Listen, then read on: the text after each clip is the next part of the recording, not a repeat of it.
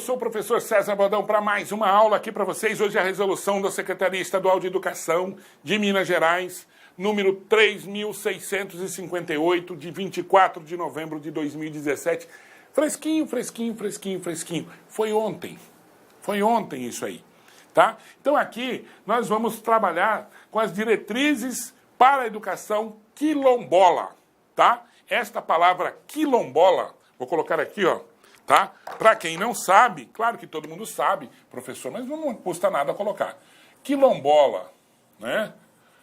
Vai trabalhar especificamente com a organização das comunidades dos quilombos. O que são quilombos? Quilombos eram locais onde os negros fugidos se reuniam e formavam comunidades, tá? Então há vários quilombos, há várias populações quilombolas remanescentes daqueles quilombos, o quilombo dos Palmares, que é o mais famoso, tá? Nós temos um quilombo no Mato Grosso chamado Mata Cavalo, quilombo do Mata Cavalo. Então, como é que se dá a educação?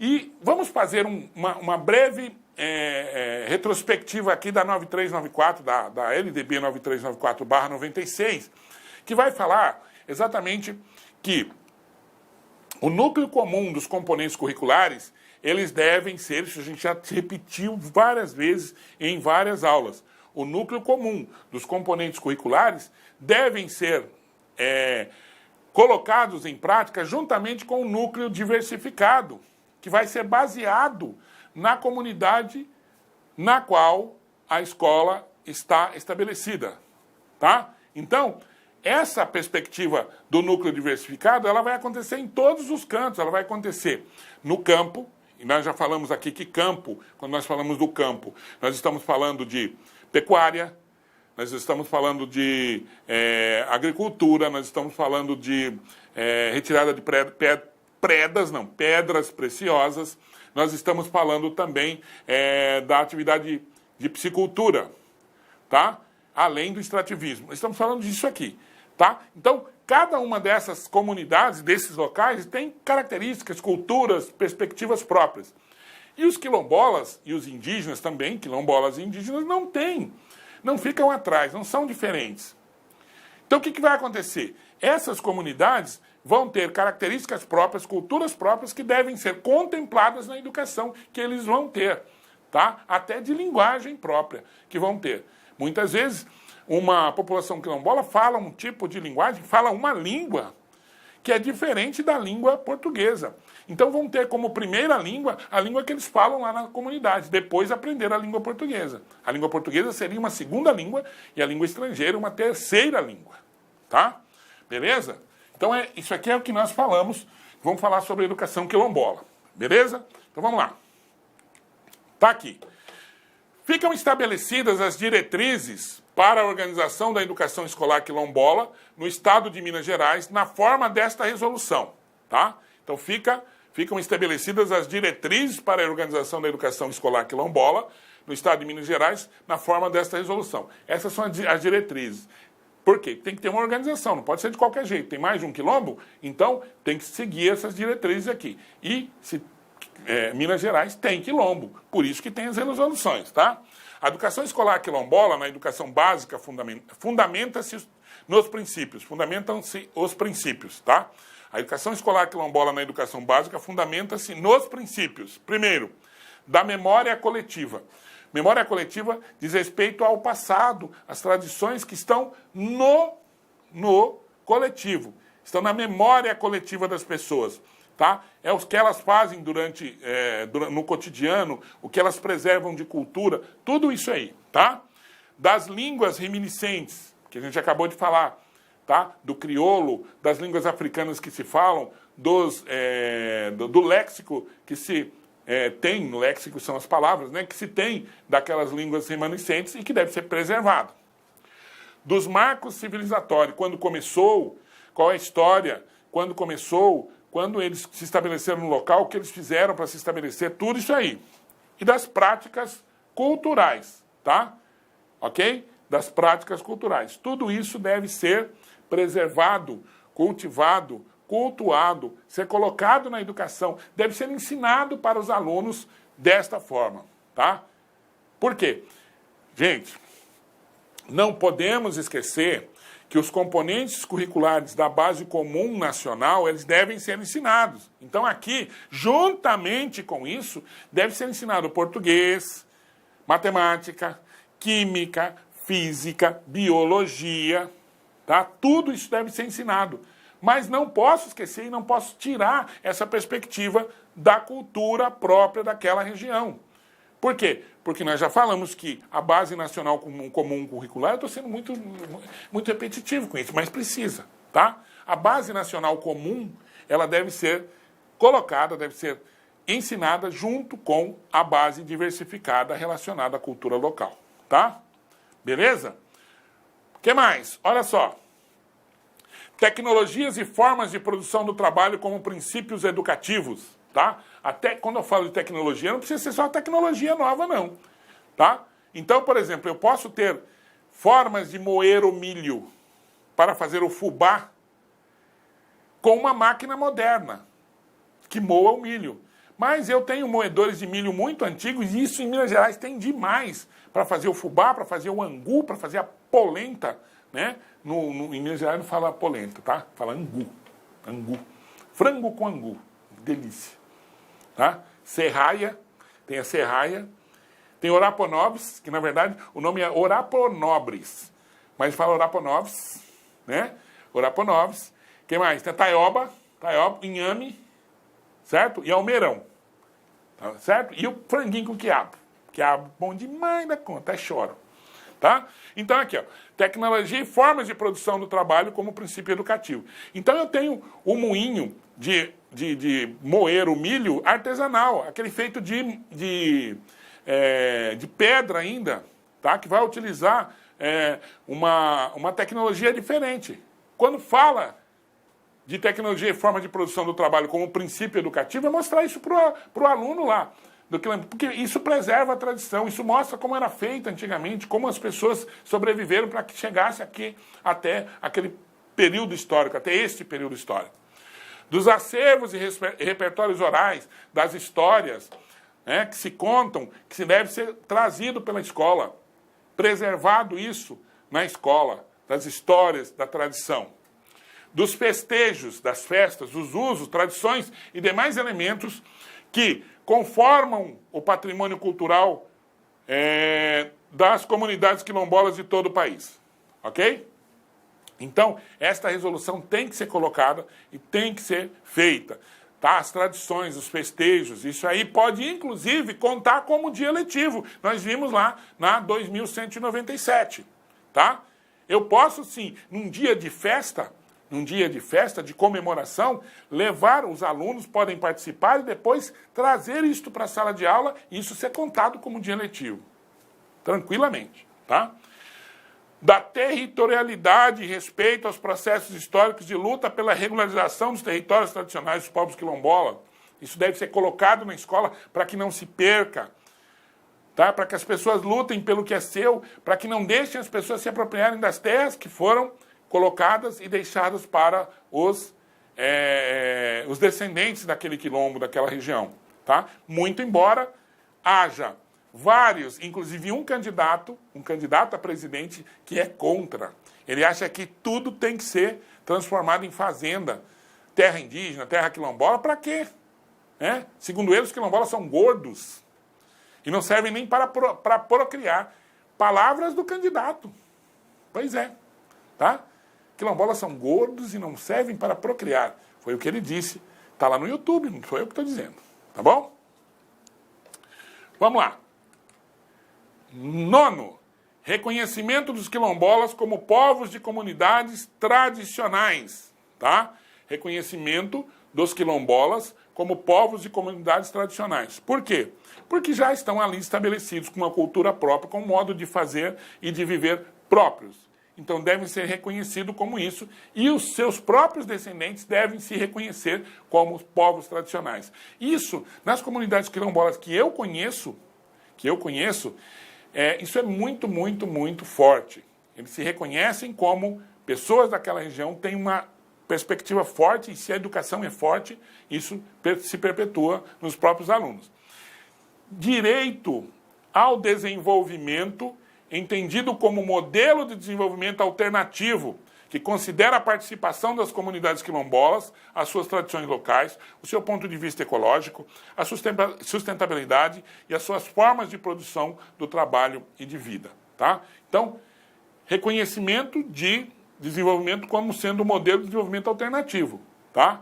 É um desenvolvimento alternativo. Por quê? Muitas vezes não depende muito da cidade, tem o seu próprio modo de fazer as coisas, de cultivar, de caça, de pesca, isso tudo tradicionalmente trazido dos seus ancestrais e cultivado pela comunidade.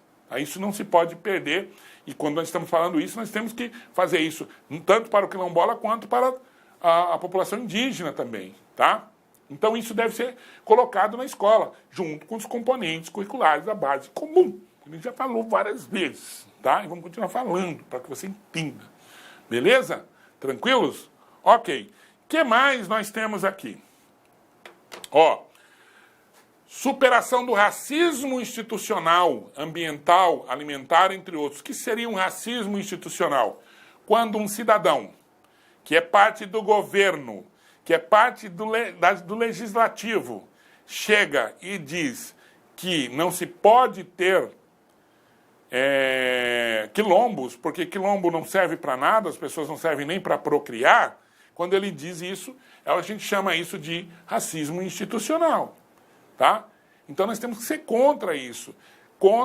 Totalmente contra, e preservar a cultura. Isso quem é mais, digamos, interessado nisso é a própria população dos quilombos, por isso ela tem que colocar isso no currículo. Tá? A articulação entre os conhecimentos científicos, os conhecimentos tradicionais e as práticas socioculturais próprias das comunidades quilombolas em processo educativo dialógico e emancipatório. Falou aqui, não preciso falar. Base comum curricular, base do currículo diversificado. Tá? A junção, quando fala da articulação, conhecimentos científicos, estou falando da base comum curricular, e os conhecimentos tradicionais, prática sociocultural da própria comunidade, conhecimento diversificado, tá? Então, num processo dialógico, dialogar entre si, falar uma complementar a outra, tá? E emancipatório, por quê? Porque tem caráter de libertar as pessoas da ignorância, tá? Também conhecido como ignorância, ok? Beleza? Que mais? Ó, a educação escolar quilombola deve estabelecer interface com a educação do campo e a indígena. Tá? Por que deve estabelecer interface? Porque tem a mesma perspectiva. A mesmíssima perspectiva. No campo, eu vou ter uma base comum e uma base diversificada, só que do campo, que deve ser entendido, deve ser explicado, deve ser mostrado na escola. No indígena, com o indígena, a mesma coisa. Tá? Também uma base comum e uma diversificada dos índios, com uma linguagem própria, com cultura própria, que deve ser trazido para a escola.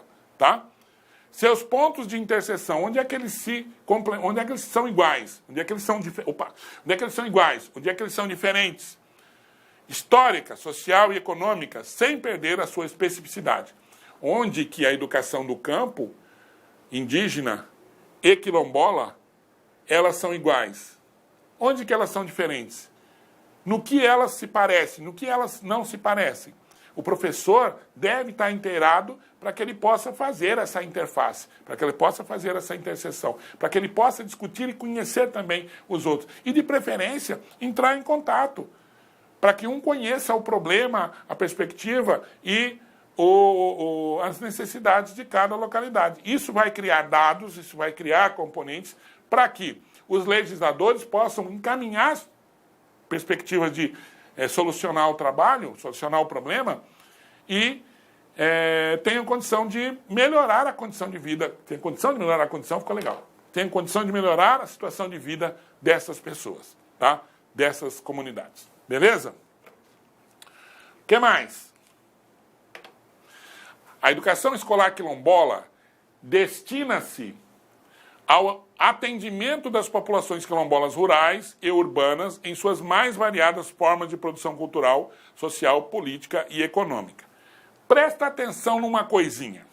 Quando nós falamos de quilombo, normalmente nós falamos de populações um pouco mais afastadas. Mas existem quilombos dentro da própria cidade. Onde?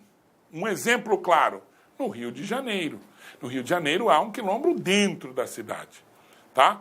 Mas as leis, a perspectiva é a mesma. Não é porque está dentro da cidade que não tem cultura própria, que não tem organização, que não tem a relação sociolinguística de religião, de festas e tudo, a tradição. Então serve, assim como os quilombolas, existem também tribos indígenas que ficam dentro da cidade. Tá? Isso acontece no Mato Grosso do Sul. Na cidade de Dourados, a aldeia dos Guaranis Kaiowás fica dentro da cidade. Você passa numa estrada periférica, né, numa estrada num perímetro ali da cidade, e você vê a tribo dentro da cidade. Tá? Não é porque está dentro da cidade que o índio deixou de ser índio, que ele não tem a cultura, que ele não tem a perspectiva. O problema é que a cidade foi crescendo e foi amassando o índio na sua aldeia dentro da cidade. Isso cria uma série de problemas, inclusive, para todo mundo, principalmente para o índio, né? Claro. A educação escolar quilombola será ofertada preferencialmente por estabelecimentos de ensino localizados em comunidades quilombolas, rurais e urbanas, reconhecida pelos órgãos públicos responsáveis, tá? É importante que a escola que atenda a comunidade fique na comunidade. Isso a 9394 traz, e a 2197 lá, a resolução 2197, traz muito claro. Nós já falamos sobre isso, tá? Quer dizer, eu tenho uma escola que atende a minha comunidade. Ela faz parte, ela é parte integrante desta comunidade. E se ela é parte integrante da comunidade, ela deve atender os interesses e os anseios próprios da comunidade, com a base curricular comum, com a comunidade diversificada. Certo? Beleza? Então, de preferência, a escola tem que estar na comunidade. O aluno tem que ser atendido, segundo a legislação, com uma escola na sua comunidade. Tá? Por quê? Porque ele tem interesses, ele faz parte, a escola trabalha a sua cultura. Se ele estiver numa outra escola, ele vai se sentir como um peixe fora d'água. Tá? O que mais? A demanda da educação escolar quilombola deve ser identificada no plano de atendimento educacional da Superintendência Regional de Ensino. Presta atenção. A demanda da educação escolar quilombola, demanda significa quais são as necessidades da educação escolar quilombola, deve ser identificada no plano de atendimento educacional da Superintendência Regional de Ensino. Ou seja, as SRS, elas devem, se na comunidade ou na localidade, no perímetro em que elas atendem, se a educação quilombola estiver presente, um quilombo estiver presente, ela deve identificar e deve prever nas suas documentações relacionadas à educação este quilombo e a educação específica cultural desta comunidade. Tá? Não pode ignorar, não pode tratar da mesma forma, do ponto de vista escolar, ignorando as tradições e tal. Ele tem que tratar a educação quilombola como de um quilombo, tá? Beleza? O que mais? O PPP, o Projeto Político-Pedagógico da Instituição Escolar, deve expressar princípios da educação escolar quilombola na educação básica, de forma coerente, articulada e integrada à realidade histórica, regional, política, sociocultural e econômica das comunidades quilombolas. Nossa, nós já falamos demais sobre isso aí, não falamos?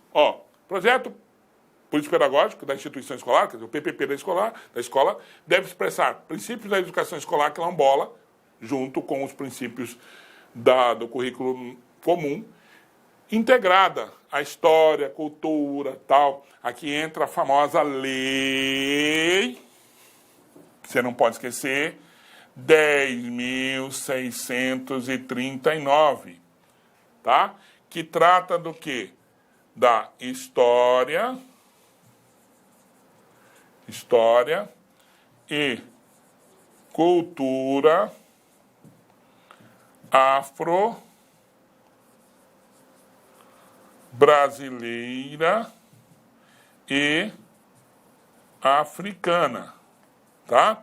Então, a Lei 10.639, você não pode esquecer, porque eu tenho certeza que vai estar na sua prova. Presta atenção nisso e lembra de mim, a hora que cair lá, vai estar na sua prova, tá? Por quê? Porque tradicionalmente não há como ter 3 tópicos ou 4 relacionados à questão da história e cultura afro-brasileira, dos quilombos, das religiões, das populações afro, senão você não tiver essa lei. Então vai estar essa lei lá, cara. Essa lei em algum momento vai estar colocada na sua prova. Tudo bem? Então não esqueça dela.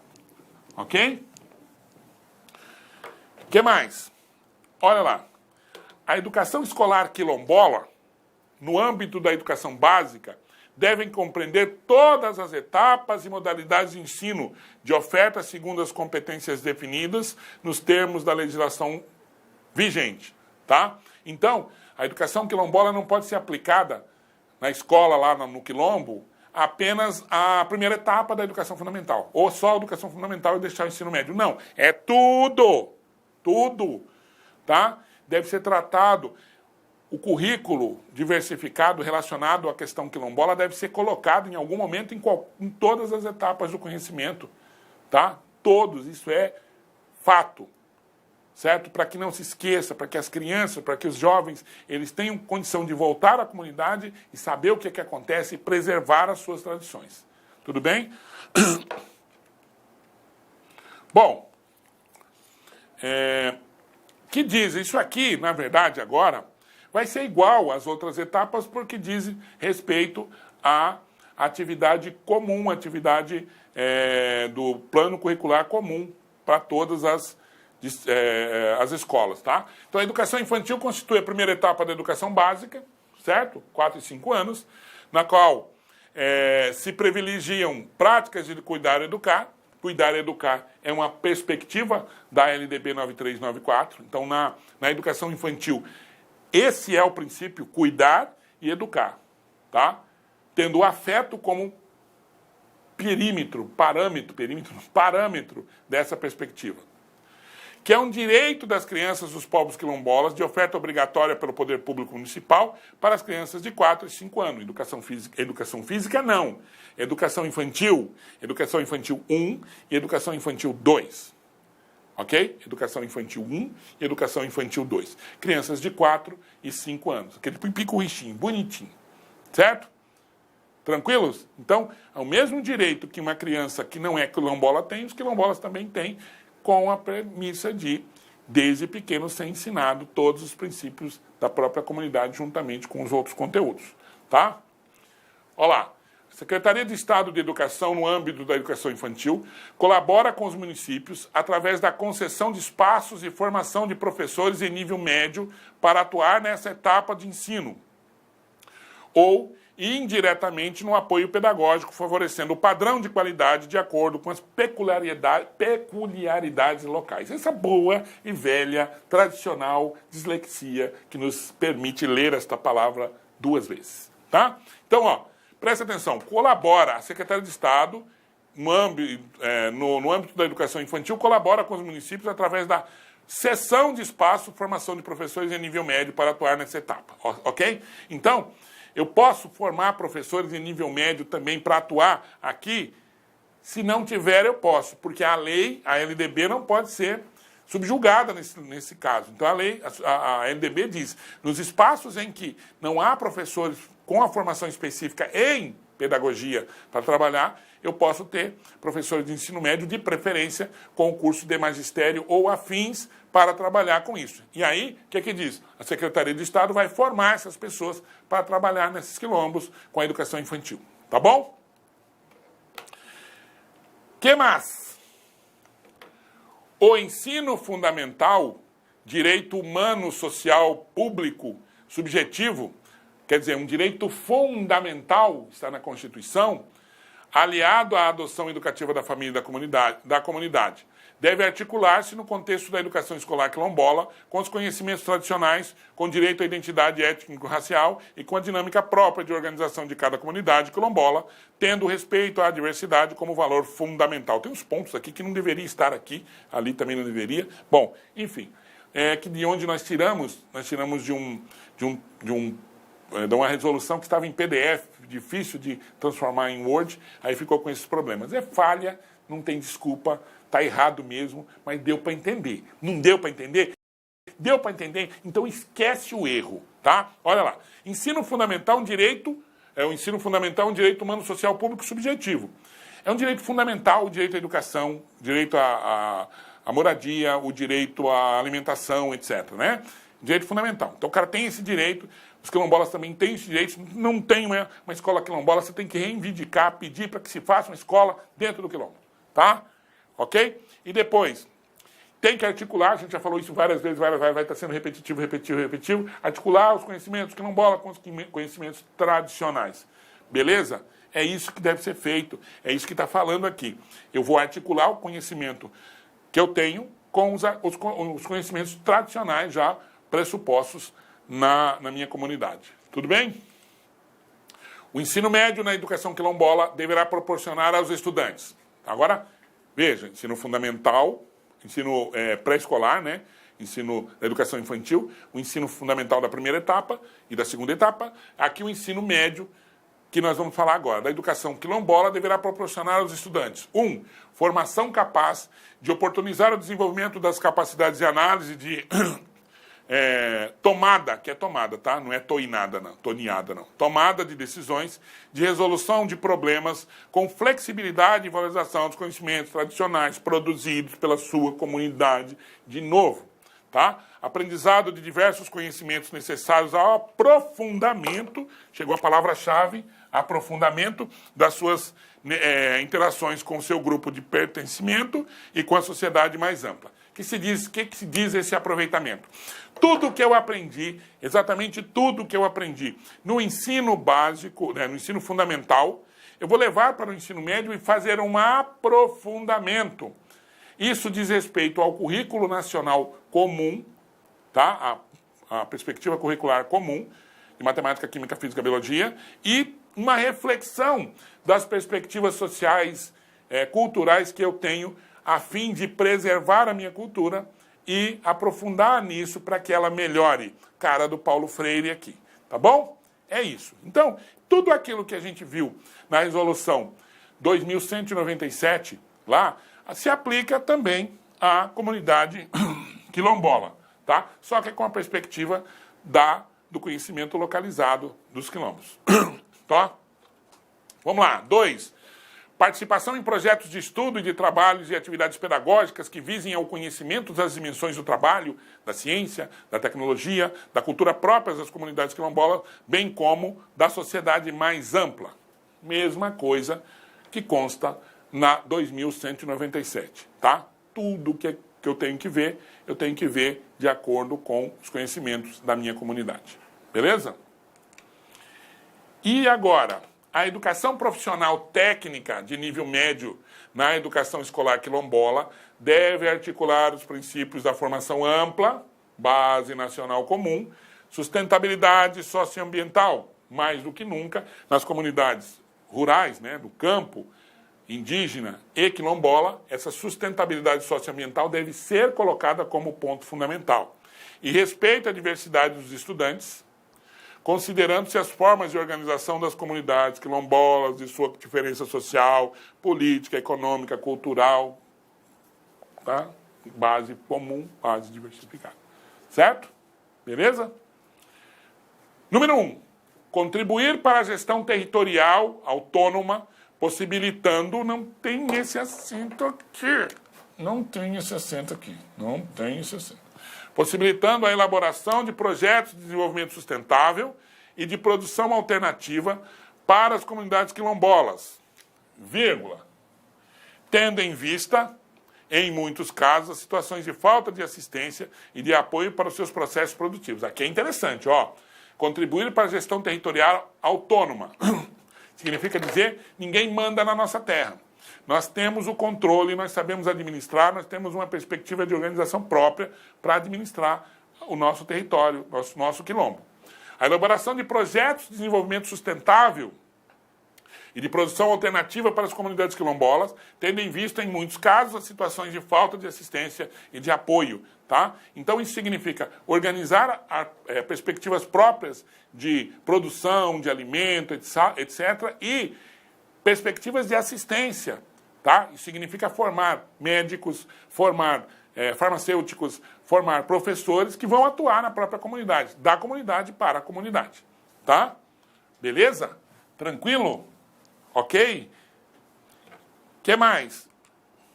2. Articular-se com os projetos comunitários definidos a partir das demandas coletivas das comunidades quilombolas, contribuindo para a reflexão e construção de alternativas de gestão autônoma dos seus territórios, de sustentabilidade econômica, de soberania alimentar, de educação, de saúde, de atendimento às mais diversas necessidades cotidianas.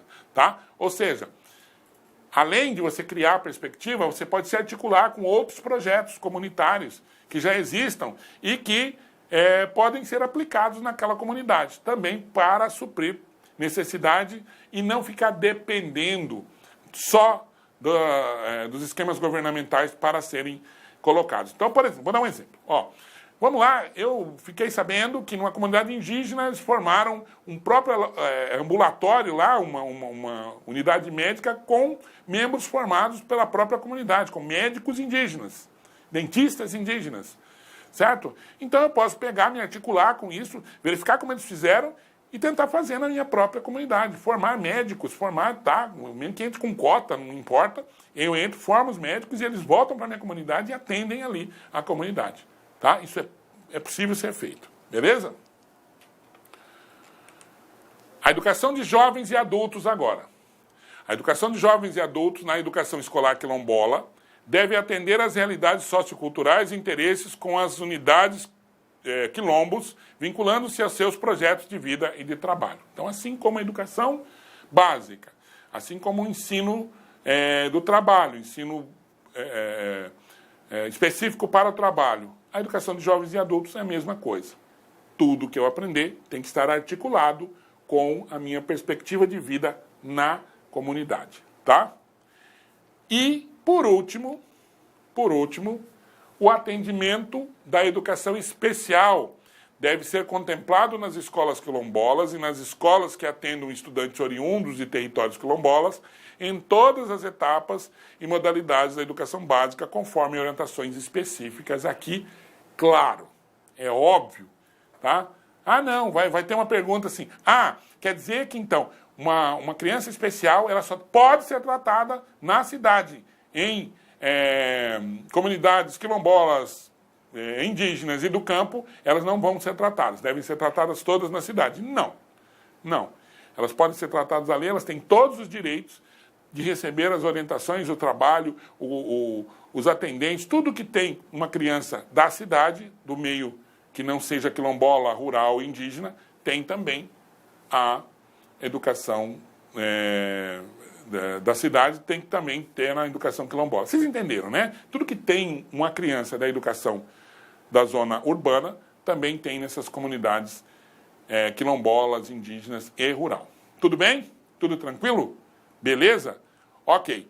Espero que você tenha aproveitado. Esse é o terceiro tema que nós falamos de perspectivas étnicos, raciais e da questão da cultura afrodescendente, tá? Isso vai cair na sua prova.